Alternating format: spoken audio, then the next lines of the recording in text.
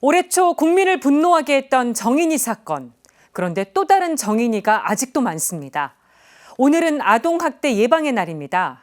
점점 늘어나고 있는 아동학대. 정부의 예방 대책이 더 강화돼야 한다는 게 전문가들의 지적입니다. 김형준 기자가 취재했습니다. 전 국민을 분노케 한 정인이 사건부터 최근 화성 입양아 학대 사건까지 잔혹한 아동학대 관련 소식이 끊임없이 들려오고 있습니다. 모두가 체감하듯 아동학대가 늘고 있다는 사실은 통계로도 여실히 드러났습니다. 보건복지부가 올해 발표한 2020년 아동학대 연차보고서에 따르면 지난해 아동학대 전체 신고 건수는 4만 2천여 건으로 5년 전과 비교해 2배 이상 늘었습니다.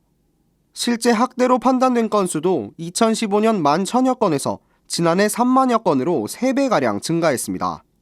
임상에서 아동을 직접 마주하는 일선 의료진은 통계대로 아동학대가 심각한 수준이라고 우려했습니다.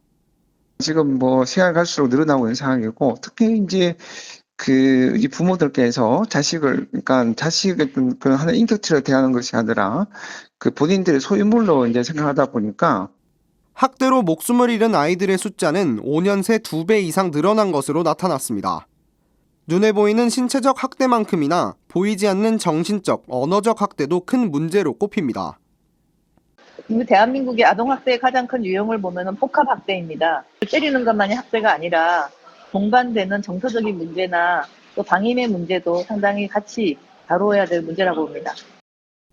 정부도 손을 놓고 있지만은 않았습니다. 올해부터 민법상 자녀 징계권 조항을 폐지했고 학대 가해자 즉시 분리 제도도 시행하고 있습니다. 또한 아동학대 전담 의료기관을 선정해 정황 신고는 물론 유관기관과의 연계 활동도 펼치고 있습니다. 하지만 아동학대 현황을 고려하면 취약계층인 아동들을 위한 제도가 여전히 부족하다는 지적이 나옵니다. 단순한 분리보호 조치에 그칠 게 아니라 원인 분석을 통한 예방 사업이 필요하다는 겁니다.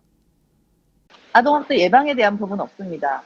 아동학대는 예방을 해야 될 부분이지 가해자를 처벌하고 아이들을 부모랑 떼어놓고 하는 이 과정으로만 만족하면 결코 되지 않습니다. 좀 나아가서 생각할 게 뭐냐면 이런 일이 왜 자꾸 발생할까에 대한 원인 분석을 통해서 예방하는 그런 사업도 해야 되지 않냐 생각이 들고요.